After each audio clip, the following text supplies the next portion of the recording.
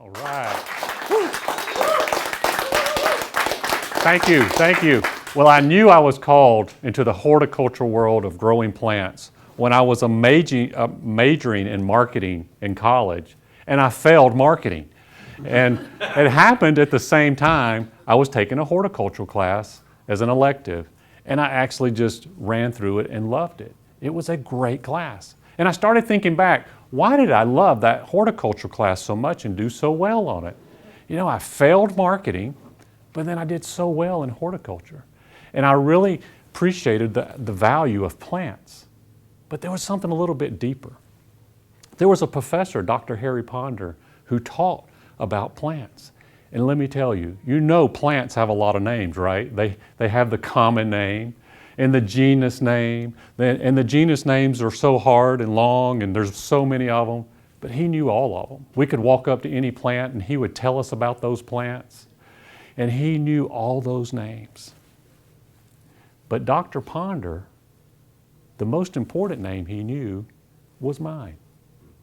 Because when he saw me come into class, he would say, "Hey, Jeff."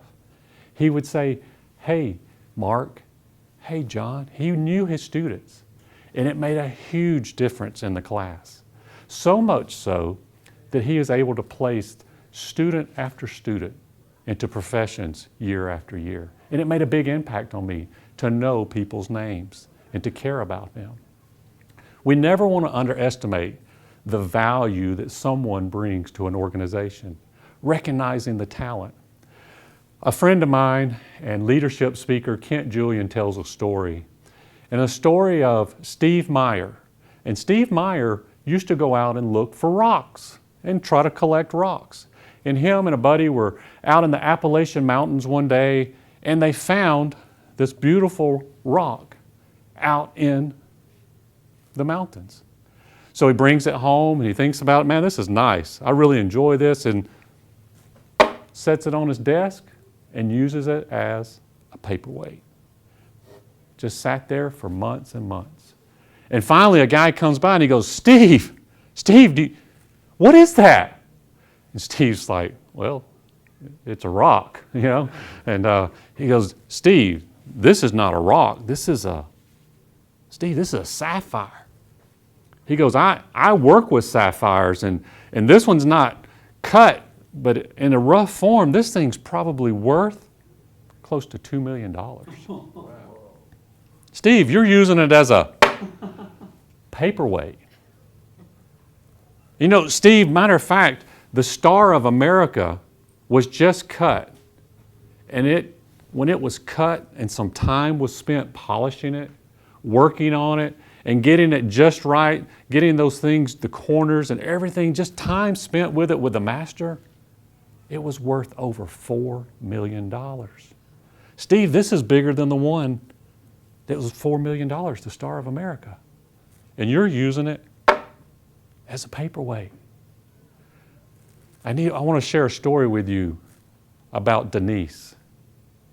And Denise worked on our staff, and she was a weed eater operator, one of those people who weed eats, and she also pulled weeds, and she was sort of the low person on the staff. And when I came on board at Ole Miss and was working there, I noticed that Denise would smile a lot. And, "How you doing, Denise?" She'd say, "Good, I'm doing good. How's life?" "It's hot out there, but we're going to get it. We're going to do it." I'm like, "Denise, you know, you always have a positive attitude. You know, what's going on?" "Well, I love what I do." And we're doing more and more on campus, and we're getting more responsibility. And I need somebody to possibly start taking care of some of the plants. Because all these guys, they like to drive these big mowers and this equipment. And so I'm like, "Denise, I need a detail person. Would you be interested in, you know, doing some detail working with the shrubs?" And she goes, I don't know if I can do that." "Denise, I think you can." "Okay, I'll try it. So Denise jumps in, and obviously she does a wonderful job. She knocks it out of the park. She's doing great. "Denise, we want to put a couple of guys with you and maybe create your own crew. We'd like to make you a supervisor." "I don't know about that now. A supervisor? Denise, I think you can. I think you can do that, Denise." "Okay, I'll try it." So now she's equal with her former boss. She's at an equal level. And she does a great job. She's got these people so motivated. She's learning how to inspire them. She's working. She's figuring it out. She's growing. It's kind of like working with a sapphire. There was that potential that she was there, but we were using her as a paperweight. And then we had to recognize that value. But most importantly, she had to recognize the value. And how many of us in life go through never recognizing the value that we have in life? We get thinking that we're just a paperweight. Denise, they're giving us more responsibility. And let me tell you, if you don't know this about state institutions, if you do a good job, the way they reward you is they give you more work. And so we got more work. We got the airport to take care of. We got the golf course to take care of. Hey, Denise, I'm looking for somebody to stand up and be the leader of day-to-day operations in landscape services, basically taking over my role. Oh, no, no, no, no, no. You mean being the bosses, be the boss to those who used to be my boss? I can't do it. Denise, I think you can do this. She thought about it. She took it on. And as you can imagine, she's done a better job than I ever did. Just super job. Denise now runs day-to-day operations, does a great job, but she could have been very happy and content if she'd have stayed a paperweight, but she'd have lost all the reward that she's now had. Ole Miss would have lost that reward in there. So today, as you leave and as you go home, I want you to think about this. What potential do you have inside of you that right now just may be that paperweight, that untapped potential, that if it was just worked on, if you just did a little studying here, maybe had a mentor there, maybe got a little advice there, you could be that shining help for other people, because it doesn't stop there. You know what Denise is doing now? She's finding other paperweights. And she's creating new sapphires in her crew. I got to tell you this one last story. It's a story about somebody who was on our crew, and he was a paperweight that she saw. And she started mentoring him and started getting him around some people like John Maxwell and getting him books at the library and started teaching him.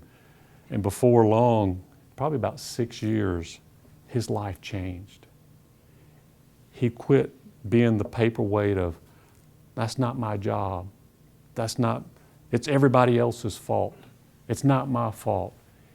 And recently we had a little problem on campus, and he was involved in it. And his normal response is, that's not my fault, that's theirs. And he stood up and he said, this time he goes, I take ownership in it. I was the problem. And he has discovered his personal responsibility in becoming that sapphire. And as a result of that, he's being looked at as a leadership now, potential new leader, where he actually may even get a raise now because he may be stepping up into that role. She's looking for other leaders as well. Never underestimate the leader you have inside of you, and never underestimate those you work with. Folks, it's been fun being with you today. I've enjoyed it. I wish you all the best. Thank you.